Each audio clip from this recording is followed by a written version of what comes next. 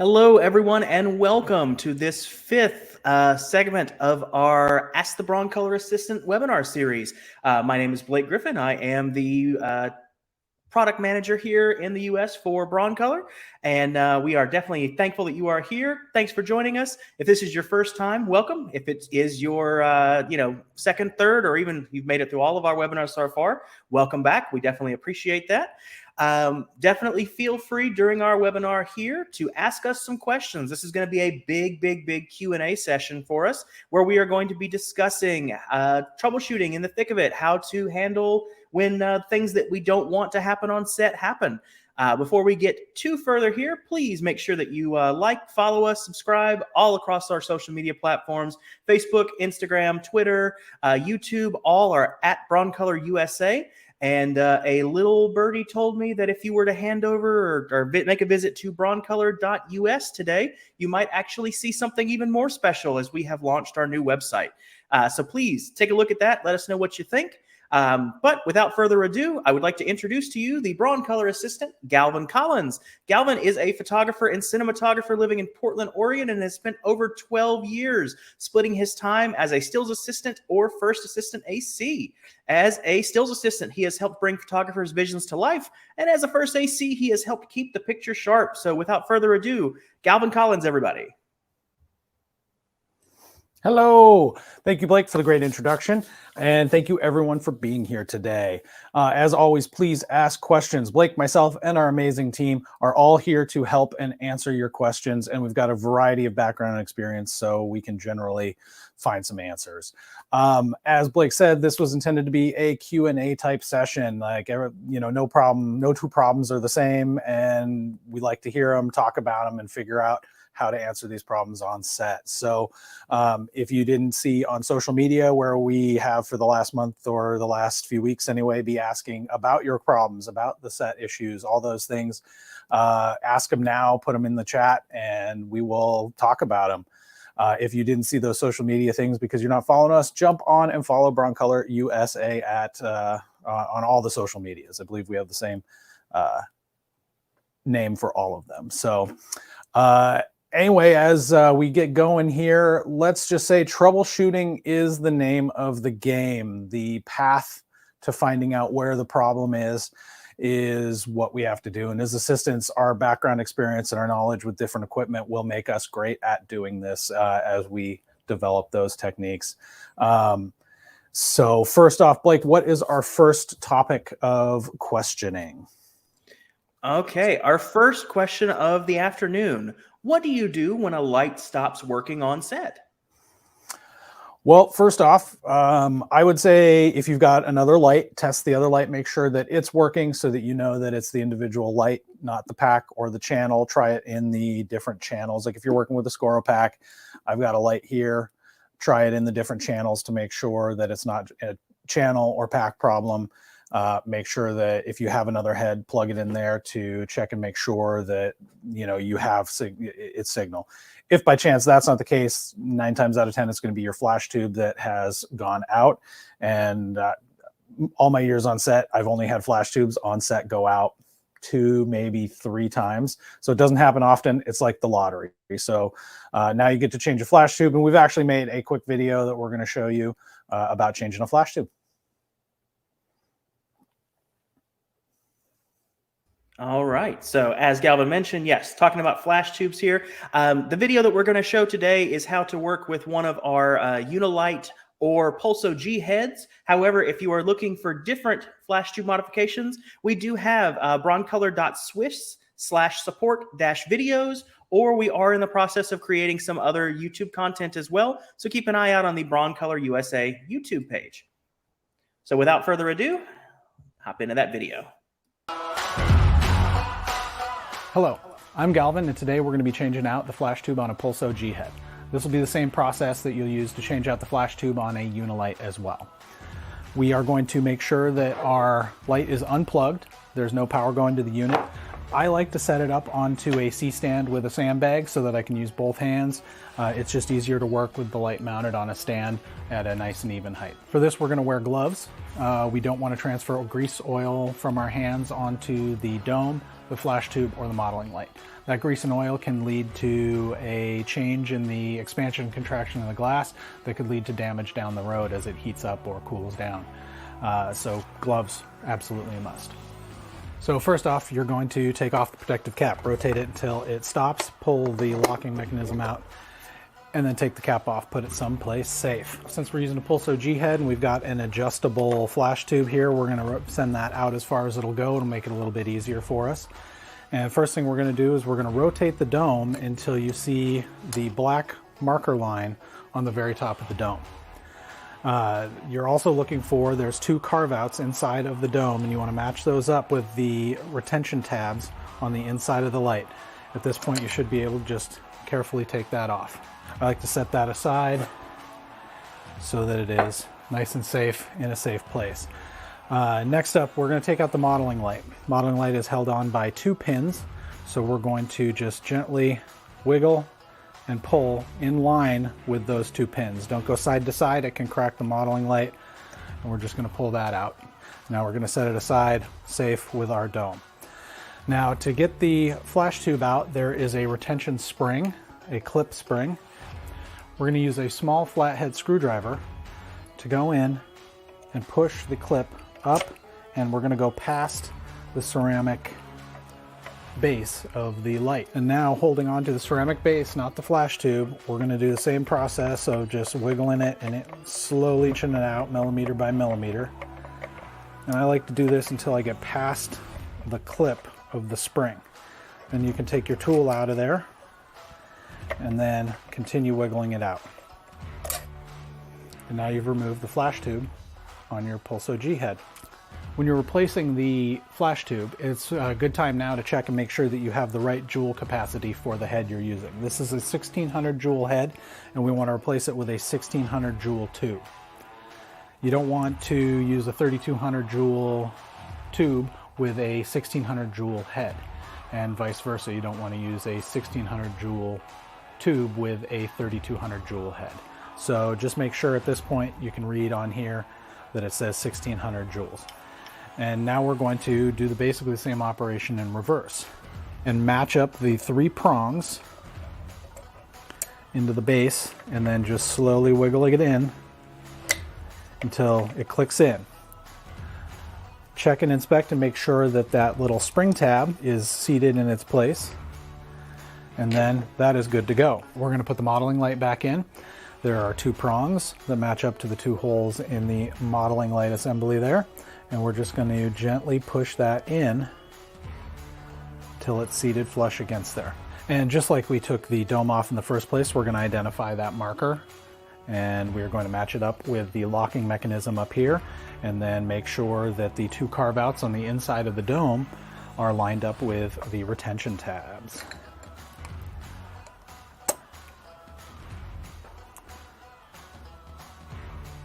And clip that in. Then we're going to rotate that until those carve outs are on the bottom side and away from the spring clips that hold the dome in place.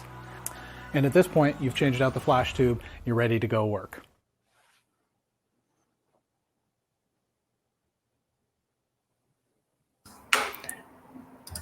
And wonderful. So glad that we were able to come back and show that video for you. The reason why we're looking at these videos here is because there are a lot of pieces with the Broncolor system that are user serviceable.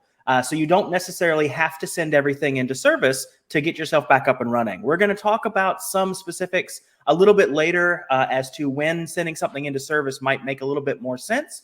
But for now, just know that it is definitely not that hard of a process here. So as we're kind of moving forward here, as we mentioned earlier, that we actually asked social media, we asked you guys, what is currently going on? What sort of things do you fear on set, and how we can kind of handle those? So let's start with Morgan Pierre asked, what happens when your remote triggers stop working all of a sudden, even if we change the batteries?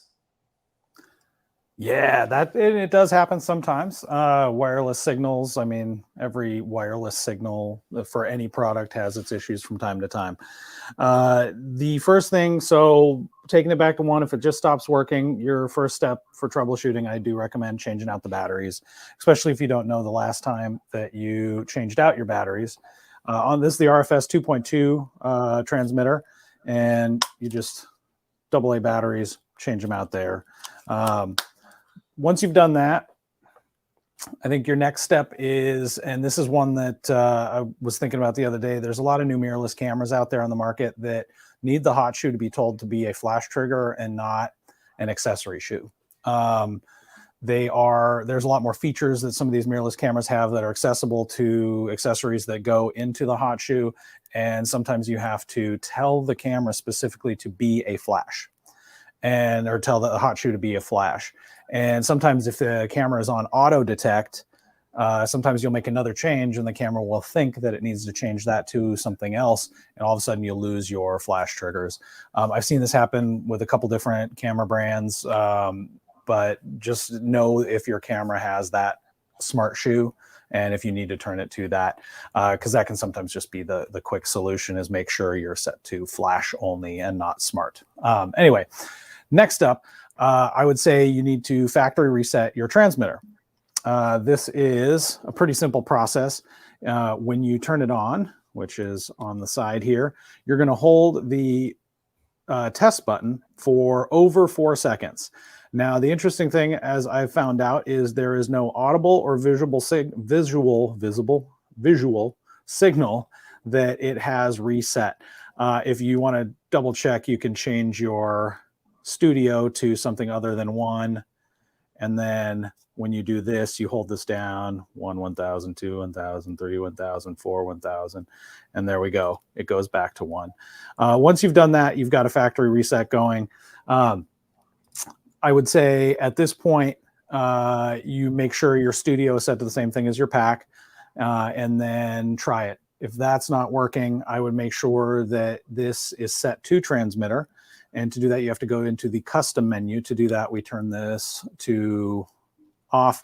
We hold down the test button and turn the transmitter on. Now we're in this menu where we can see the transceiver is set to transmitter. There's 2 options of receiver or transmitter. And it's pretty obvious when you're in the main standard menu that it is in transmitter, but it's just worth testing. Again, we're troubleshooting down the path to make sure we know that all the easy things and simple things are taken care of. So next up, I would say you go to your pack and you document all of your settings on your pack here. So if you are shooting with a 6, say you have some minimum flash duration dialed in, anything like that, write those down. I didn't bring it, but I usually keep with my assistant kit a notebook and some pens and stuff so I can take notes and keep documentation, or take your phone, take a picture of the interface. Then you're going to do a reset of the entire pack. If you remember, if you were here for our Scoro demonstration, reset here is hold down a short press of 2 seconds right there will clear your main menu functions. But if you keep holding past 10 seconds, you will reset the pack to factory reset. So we are now factory reset. Then you're going to want to change your studio. Right now it's set to Studio 1. Another thing is Studio 1 is the most common studio used. If by chance you're using the packs in a place where there's multiple sets, the first thing I would do is change the studio to something other than Studio 1. So in this situation, I would say go to Studio Setup, select, and we're just going to go to 3, select, quit. And then alternatively, I would also go onto my transmitter, long press the ST for studio, make sure it's on 3, syncing. There we go. And we should have fire. We do. So just making sure that you know you're on the same, you got the same signal for your transmitter as your packs is very important there. Again, going with the easy stuff off the bat, make sure your IR and RF is on. And then to be even more specific, you can go into your menus and make sure that you have your flash control, which is right here. You can set this to be specifically IR if you're using IR remotes, or specifically RFS. So it's not looking for two signals, it's just looking for one. So we'll select that, and then we know that this is just looking for RFS signal. Then let's see, we make sure that's all. So then the last thing I would say is this is your antenna. The handle is the antenna for RFS transmission. I know people have put stuff on here. Some people hang them from J hooks. I like, if I'm going to hang it off a J hook, I use a piece of rope to keep it so that it has the least profile covering the antenna and there's the least opportunity for damage. But this is where your signal comes into the pack. And it can be something like too much metal on the other side of concrete walls. Who knows if you've got a lead vest in between there? I don't know. But just make sure your signal path from your transmitter to your antenna is nice and clear. Obstructions in the way of the antenna generally don't have it just not triggering at all. It will be intermittent or funky firing and stuff like that. And that is when I would say, if you can't get that transmitter to work and you can't get that antenna, you've got some damage somewhere, whether it's in the transmitter or it's in the pack. That's where, if you have access to another transmitter to test and see if it is the transmitter, or another pack to test and see if it's the pack itself. So walking down those paths is a good way to go. Let's see, another kind of a quick pro tip that I hadn't thought of until actually just standing here. If you got multiple packs and they're all firing and they are, but one is only intermittently firing, I'll jump in and make sure that I have cell turned on as well. Because if you have 3 packs and you always have one that fires, it's pretty good bet that you will always have a single pack firing, and then that flash from the one will trigger the other ones via cell. So that's a little tip for sometimes if you're being very specific when you're lighting at the beginning, you're going to be metering things individually and you don't want things always going off with cell. So usually right when we start doing the shoot, after we've lit the shot, I'll throw things on cell just to ensure that we have all of our strobes going off there. So another thing too is a worst case, and this is my assistant's pro tip out for this, to being able to solve this problem in the field is I recommend keeping a long PC sync cable in your kit. They're usually pretty cheap, and this is a short example of one, but it has the PC sync port on it to plug into the camera, and then it's got your 1/8 inch which plugs into your sync port here. You can get these in lengths up to 20 feet. Another tip is if you have a short cable like this and you get a mono audio extension cable, I used to say go to Radio Shack and get one, but now you have to order them online or something. But a mono extension audio cable, you can plug this into that and it'll transmit the signal as well. But you can get the long specific sync cord cables very reasonably priced, and that's something you can just tuck in your assisting bag and you have it there at the ready. Another thing is if you buy a simple set of transmitter receiver that you know that you have and you're ready, that you can just hook onto anything, then you can always pull that out of your bag and be kind of the day saver if you've got that. A couple, I've realized a lot of mirrorless cameras don't have a PC sync port on them now, like this would plug into. I was just looking at a Canon R6 and it didn't have a PC sync port on it. There is a hot shoe accessory that can go onto the camera and you can hook a PC sync port on there. Sometimes they're camera specific, so it might not be worth having, one for every camera manufacturer in your bag, but if most of your clients are shooting with one, you can have that set up. It's just to get out of jail free. I liked to be the solution to problems when I was working all the time, and I'd carry a lot of stuff on set. So anyway, that is my answer to a transmitter. So hopefully if you can do all that, it will get you working. Blake, what's our next question?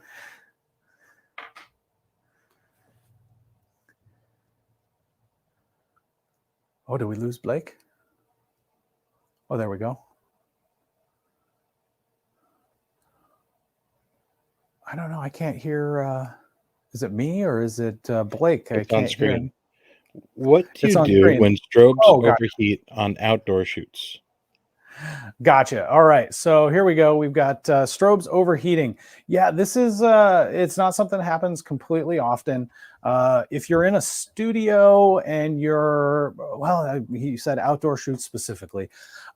First off, if you're using Scoro packs, I would say you want to make sure that these vents on the side of the pack here, that these are completely clear, that these are, you don't have anything obstructing the airflow, because air has to pass through this pack to keep it nice and cool and working.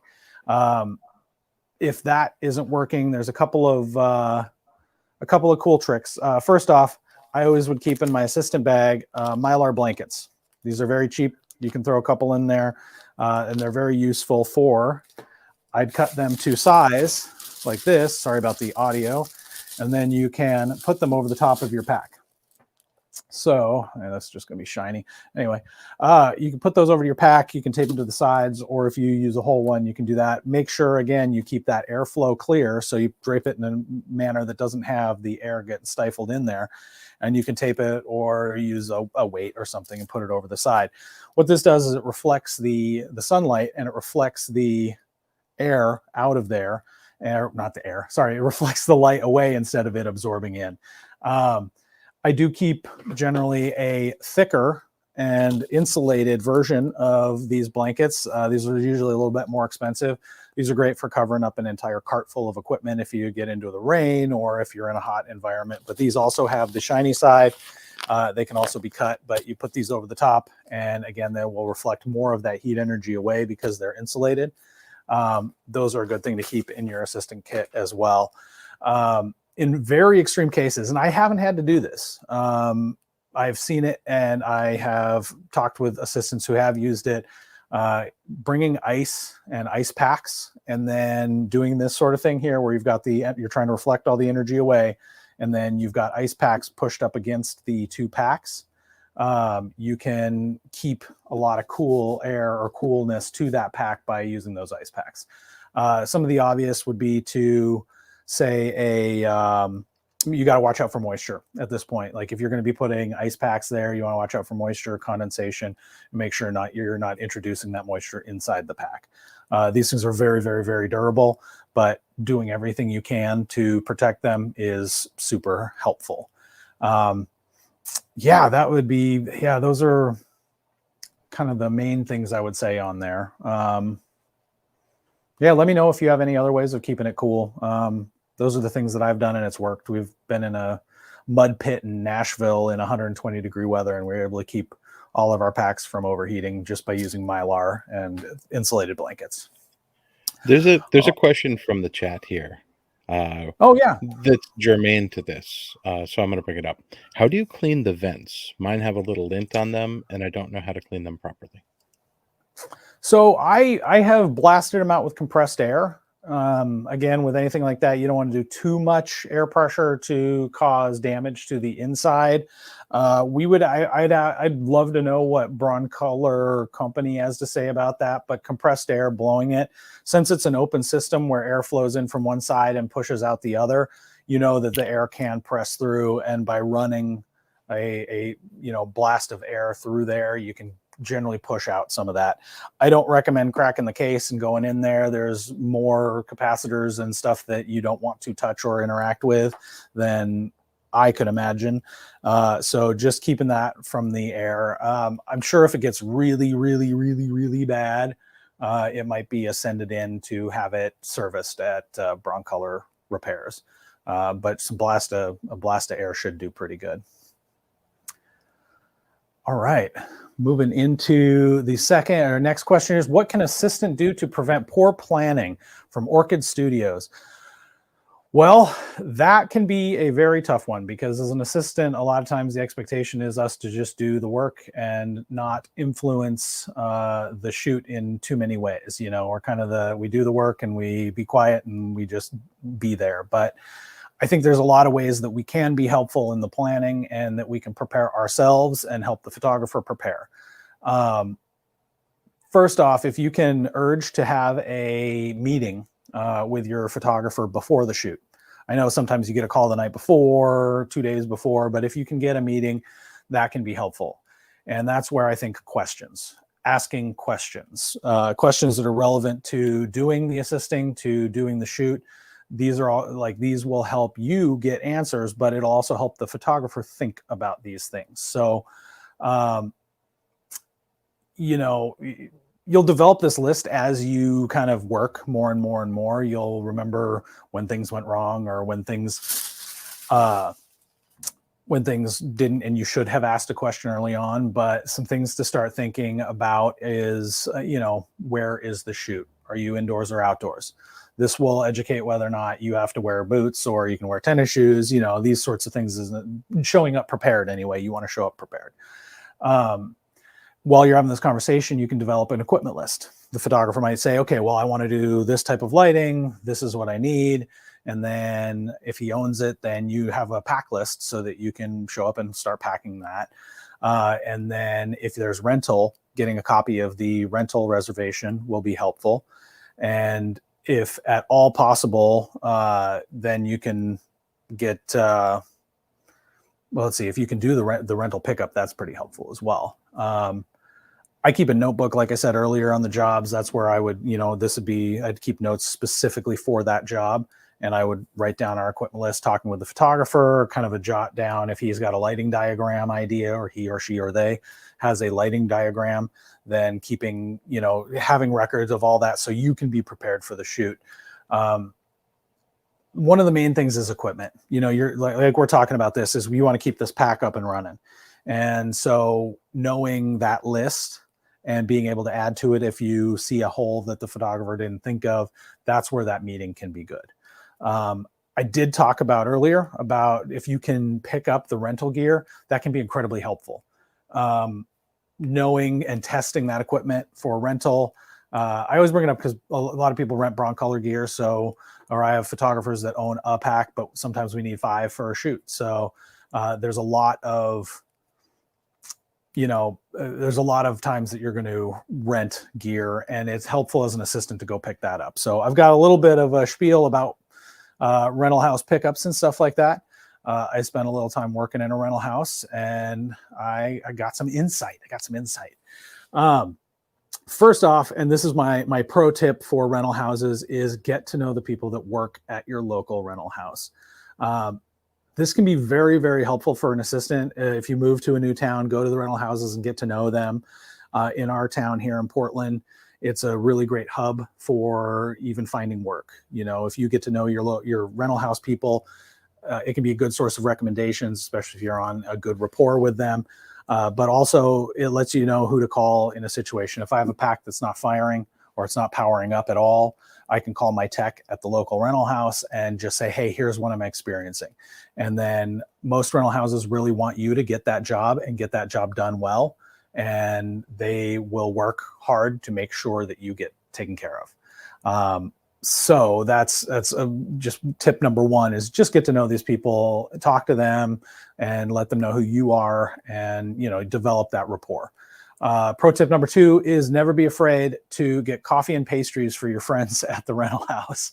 They're working hard to help you out. And again, most of the people there want to make sure that your shoot is successful. They want to get you quality gear that's functional.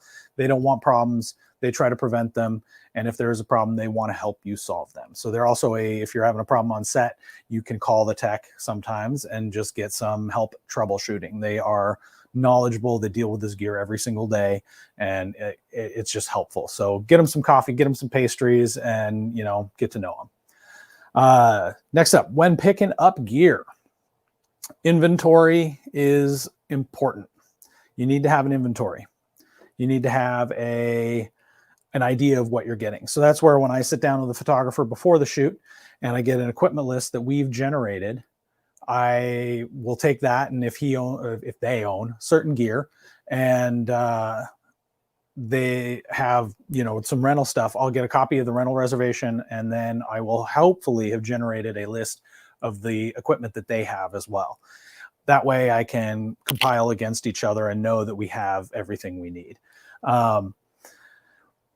you can go, and this is also a good opportunity. These equipment lists are a good opportunity to start seeing any potential problems. If you know the photographer has the transmitter, and then you can look and see at the list, okay, I've got 3 packs coming from the rental house, but I don't have any transmitters. That's okay because the photographer owns one. Or if you haven't had that conversation, this is a good opportunity to call up the photographer while you're at the rental house and say, hey, I see we've got 3 packs, but no transmitters. Do we need one? I have 3 stands, but no sandbags. Do we need to get sandbags? I have, 4 lights, but I only have 1 pack. To talk these things through, just double check and make sure. So having that inventory that you've communicated and then a copy of the reservation, super handy. Next up, while you're at the rental house, you need to test the equipment. A lot of people just grab it and go. I don't understand that. It's so tough because while you're at the rental house, this is the best time to solve a potential problem. If you get a pack and a head and you plug them in and you fire them with a transmitter, that works. You're standing there at the rental house, that is functional equipment versus getting out there to the field. And like I said, rental houses don't want to screw you over, but sometimes they don't know something has happened to that equipment and something goes out. So issues happen. This is the best time to make sure that that everything is functional when you leave there. Check your batteries, make sure they're charged. Rental houses will try to send everything out with full batteries. If they aren't charged, you will know about it at this point and you can do something about it before the shoot. Inspect for damage. Make sure that your pack doesn't have, massive damage. Again, this goes with testing, but you want to be able to document this. You don't want yourself or your photo crew to be responsible or blamed for any equipment being broken or damaged. So this is the time to visually inspect and make sure that everything is okay. And if there is a crater taken out of the side of the pack, that's the time to note and say, hey, do you have another pack that we can replace this with? This has damage. If they don't, then you say, hey, let's make a note. I want to make sure that this, isn't on us when it comes back. Kind of important there. Another thing for assistance, you're there, you're doing the work for the photographer and somebody has to sign for the gear when you go away. When you are the assistant, I recommend that you sign as an agent of the photographer. I would always write my name for the photographer. And I don't know what the legally binding thing is, but you are at least addressing the fact that you are not the person who has the insurance on it. Generally, to take stuff out of a rental house, the photographer has to prove insurance and have all that lined up. And I don't think it's impolite or unprofessional to ask and make sure that everything is insured and that it is covered by them while you are an agent handling it. These are just to protect yourself from being responsible for a squirrel pack while you're driving. And, you don't want something to happen. But if it does, you need to make sure that you are doing the work as an agent of the photographer and they are covered for that equipment. And the other thing is, if you're going to be taking the gear, a lot of times I've had jobs where I have helped prep with a photographer during the day. I've gone and picked up the gear in the evening. I go home, I have the gear in my possession, ask the photographer and make sure that the gear is covered while it's in the possession of you. Make sure that it does have, you are not overall fiscally responsible for it while you're doing the work of the photographer. And of course, take all the precautions and make sure that you are not putting the gear at risk.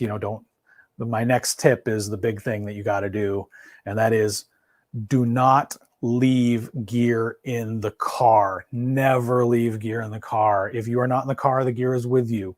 And I know that's tough when there's a whole car full of gear, but year in and year out, I have photographers tell me they've lost their camera, their laptop, their lights, their stands, their sandbags to theft via a car. Sometimes it's because they left gear overnight. Sometimes they walked away for 10 minutes. I've had a photographer walked up a hill and was in eye shot of his car. And he looked down and he saw the person break the window, grab the laptop bag, grab the camera bag, and bail. And they couldn't get there in time. So just save yourself that trouble, save yourself that whole problem, and do not ever leave gear in the car. Anyway, I want to have a shirt that says that because I so many times and in a rental house hearing people say that when they can't bring the gear back. Anyway, frustration.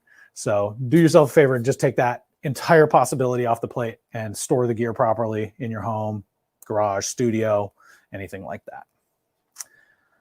What do we got next? Sounds good. Let's see if I am back now. I think everything should be working. We do have a question from the chat. Claire asks, eye protection, does a flash tube explode? So for broncolor, I can say I've never had a flash tube explode. I have been told and informed both by Broncolor Corporate and my personal experience to say that the flash tube, when it goes out, it is not a volatile thing. It is a slow fizzle. It just eventually burns itself out and then it is done. A lot of these pack and head or these heads, that especially with Broncolor makes, have a dome. So even if a flash tube did explode, there's a dome that is protecting. But it just doesn't happen. These things have enough, they're never sending more power to the light than it can handle. And one of the things that people have asked about is if I use a 1600 joule tube in a 3200 joule head on a 3200 joule pack. Yes, you can do this. It's not going to explode volatilely, even though that tube is rated for 1600 joules. But what it is that life of that light is going to be significantly compromised because it is, and that's if you're firing it. You can use it if you never go up to full power on a 3200 pack. You only go to power 9, which is half a full stop, half the power, 1600 joules. You won't burn that light out. But if you are running it consistently over that, you will shorten the life of that tube. And that's why it's recommended to use the correct tube for the light and the system.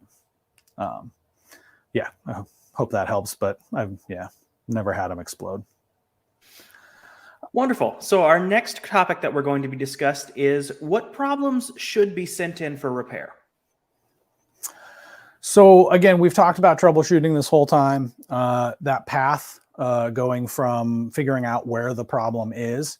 And sometimes on set, if that problem leads to a damage or repair or something is broken and not functioning, your troubleshooting path will take you to figuring that out. Like we're talking about our first example transmitter.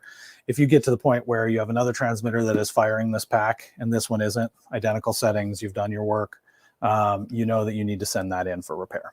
Alternatively, if you have done everything and this pack just isn't firing, and you've tried it with sync, you've tried it with cell, you've tried it with, all the different options that you can, and the pack just isn't firing, it's time to send that in. What I find helpful is document your troubleshooting path if you get an opportunity. Sometimes when you're on set, you're working fast and you're trying to figure out the problem, boom, boom, boom, boom, boom, to try to get going and get back to shooting and get back to doing the job. But if you are trying to figure it out before or even after, just document all the things that you've tried. So that way, when you send it in, you can let the techs know exactly what happened. Yeah, I think it's just, you got to find some method of confirmation that something isn't working. The other thing is, this equipment, if you are depending on your income for doing work with this equipment, I think it's very important that if you suspect it, send it in too. I know not all of us are brimming with the money to just on a whim do that. But if you are suspect and you are worried that this just isn't going to perform while you get there, while you are working, it's got to go in. You need to have that confirmation that it is repaired, that it's fixed, and it's ready to go. Yeah, that would be, if you have the question, do as much troubleshooting and as much testing as you can so you can get a path and understand what's going on and understand and communicate what the problem is, and then get it into repair.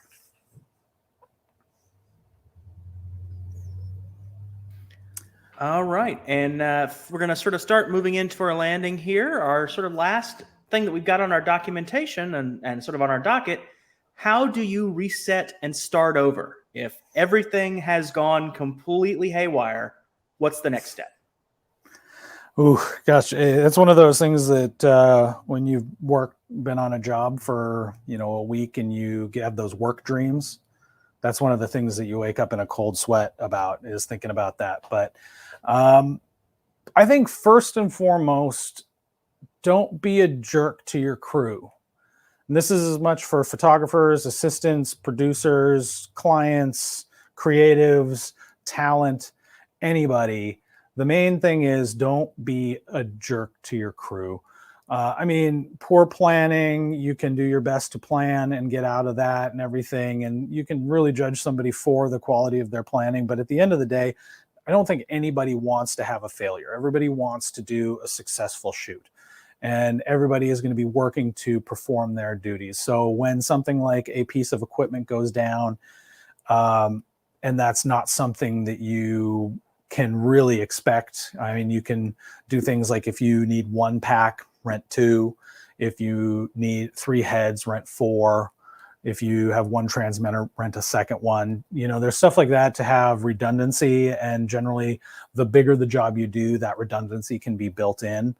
But sometimes, and that's happened 2-3 times on shoots where it just goes wrong, whether it's inclement weather, whether it is equipment going down. It happens. It does. And it just helps to be prepared. I think the first thing is, like I said, don't be a jerk, you know, be purposeful and deliberate, and don't be a jerk. I think those would be the 3 things that I would say, well, to any assistant while working.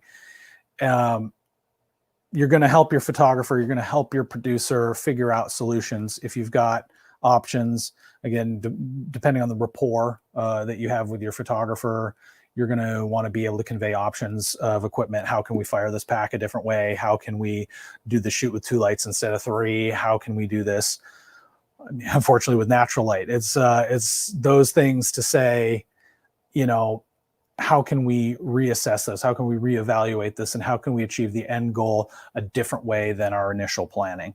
And again, being a jerk to people won't help you solve that problem any faster.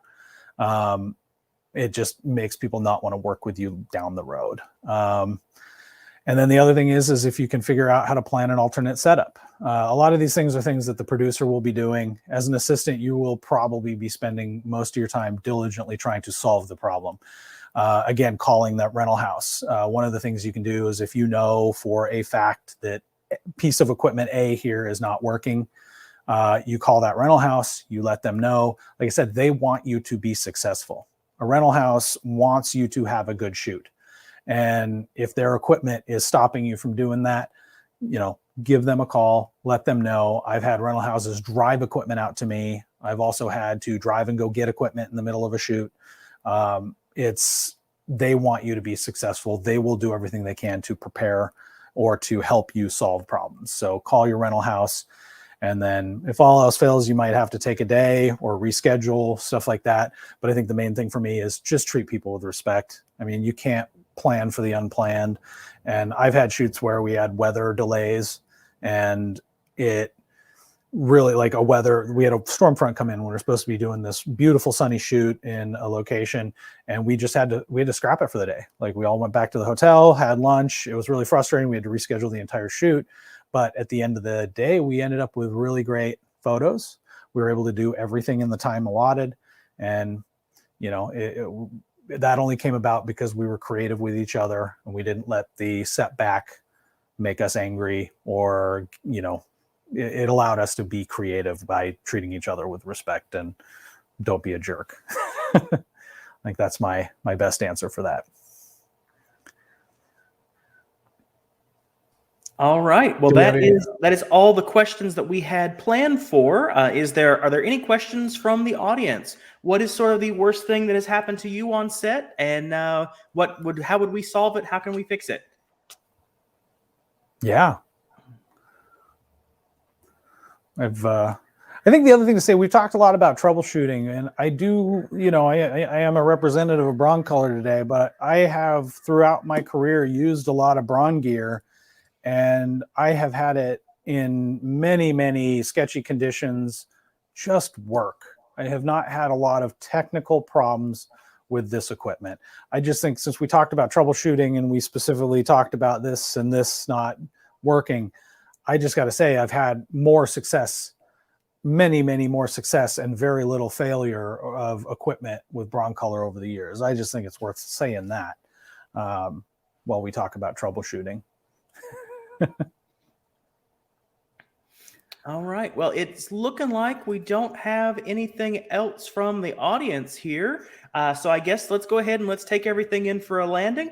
Thank you again for joining us on this, our 5th session of, looks like we have a question here from Brian. Any tips for repairing a scrim on the fly? Oof. That all depends on what you have in your kit to repair a scrim on the fly. Now, by scrim, I'm guessing you're meaning like a flag or, like a net, something to that effect, or you could mean a grid. I would say you'd need, if you've got your pliers, you can fix any sort of honeycombs in the grid if there's any issues there. If it's a scrim, like a soft good with a hard frame, I mean, you could keep some, wire in your kit to help restring those things. Yeah, I don't know. That'd be a tough one to see. I mean, holes and stuff are tough to repair on the fly. You'd need needle and thread, and that's going to be a time-consuming thing. I didn't know Broncolor's making scrims. I mean, they make grids, they make wires, they make, really cool grids actually. Like one of these things, an oblong grid, where instead of it being just even squares, it's oblong, so it can cast an oval light. I see gaff tape. Gaff tape's always things. I see another question that says, what do you say a basic kit for an assistant must bring to set? And that is something that I have been mulling over for 12 years. At one point, mine was a full-size cine bag with gaff tape. I mean, I had needle and thread. We'd stayed in hotels and they always had repair kits. So I take those, chuck those in the assistant kit, different tapes, some glues, some stuff like that.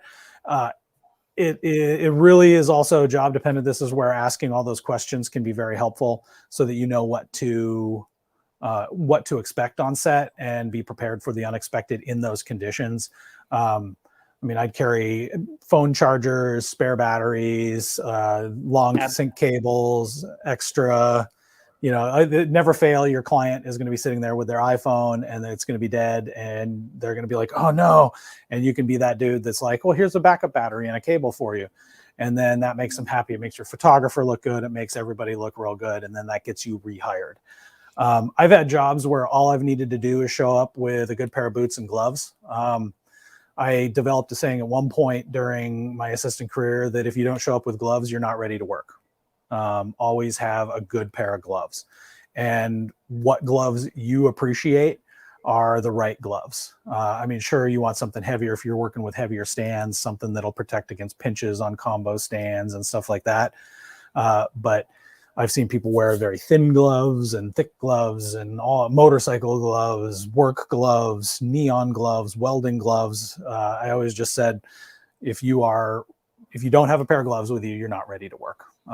That's just one of those things. Also, the right footwear for the job. If you're wearing, airy light tennis shoes and you're working in a muddy field, you've kind of done something wrong right off the bat. And I've seen a lot of young assistants who are, tougher than they are intelligent in that situation, wearing a bad pair of shoes. But to me, that says don't rehire, because you can tough it out once. But if you're working a 10-hour day in a muddy field somewhere, I don't care how tough you are, wet feet is like the worst. So, those sorts of things. I guess is kind of a bit of a tangent off of what to bring to set, but light meter is something that I always bring.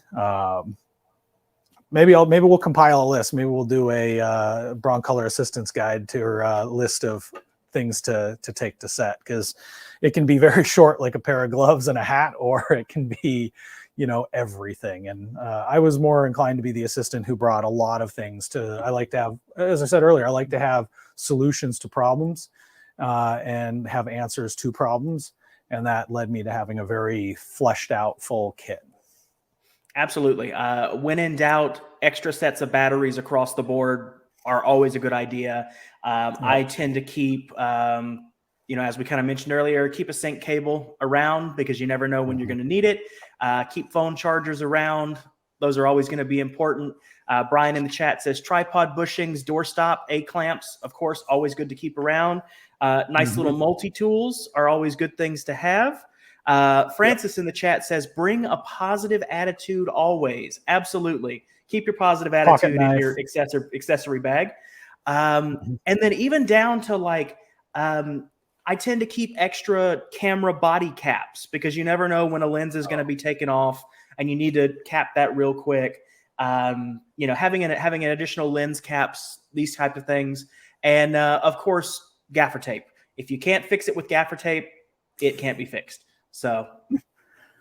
Well, yeah, absolutely. I always on my person carry just a standard pocket knife. A lot of people keep a multi-tool with pliers, but I always find that the tasks that I need a pliers for allow me the time to go to my bag and grab my actual needle nose pliers or my actual crescent wrench or my actual screwdriver. I find that just having a pocket knife on set for cutting background paper, or cutting a rope, a line, whatever you need.